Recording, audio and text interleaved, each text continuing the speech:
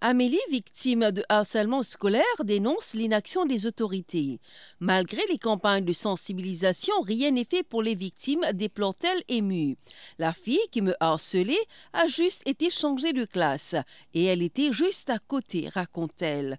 Au final, c'est Amélie qui a dû changer de classe. Donc j'étais victime et la fille en question, elle n'a absolument rien eu. Même pas à l'école, hein. Même pas un renvoi temporaire, même pas une détention. On a juste changé de classe, on l'a mis dans la classe carrément à côté de ma classe. Et pour moi, ça a été vraiment horrible et il ne s'est absolument rien passé. J'ai été vraiment... J'arrivais plus dans cette école, j'avais une phobie scolaire extrême. Je ne pouvais plus passer à l'école. Ma maman devait tout. C'était vraiment infernal, témoigne pour sa part la mère d'Amélie. Aujourd'hui, je suis très contente de l'avoir changée d'école parce que là où elle est épanouie. Mais là où elle était, je me suis culpabilisée en tant que maman de l'avoir mis dans cette école. Une école que moi, je ne connaissais pas. De l'avoir mis dans cette école. Ça m'a pris vraiment du temps à ne plus me sentir coupable. À ne plus me sentir coupable. La psychologue Élise Koenig est pour sa part revenue sur la définition du harcèlement. Il s'agit donc d'une violence répétée, physique ou psychologique. Et on s'accorde pour dire qu'il y a 3 composantes qui vont définir une situation de harcèlement scolaire.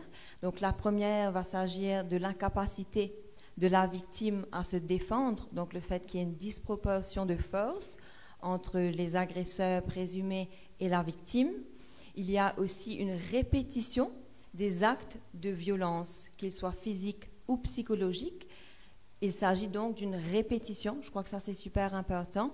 Et puis dans le contexte du harcèlement scolaire, il est très souvent qu'il s'agit d'un groupe contre un ou une victime cible. Quant au sergent Clifford Mottet de la brigade des mineurs, il a conseillé aux parents de ne pas être des parents démissionnaires et de parler ouvertement sans tabou. Je vous demanderai, vous en tant que parent, je vais peut-être vous expliquer un peu plus tout à l'heure, je vous demanderai une seule chose, ne soyez pas des parents démissionnaires face à votre responsabilité. Vous êtes des parents, vous travaillez, vous achetez un téléphone, vous donnez à votre enfant. Mais moi, je vous demanderai tout simplement de parler et de savoir observer si quelque chose ne va pas. Parler ouvertement, sans tabou.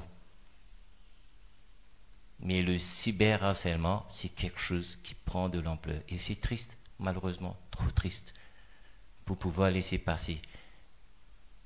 Ce qui s'est passé la semaine dernière, hélas, c'est quelque chose qui aurait dû ne pas y arriver.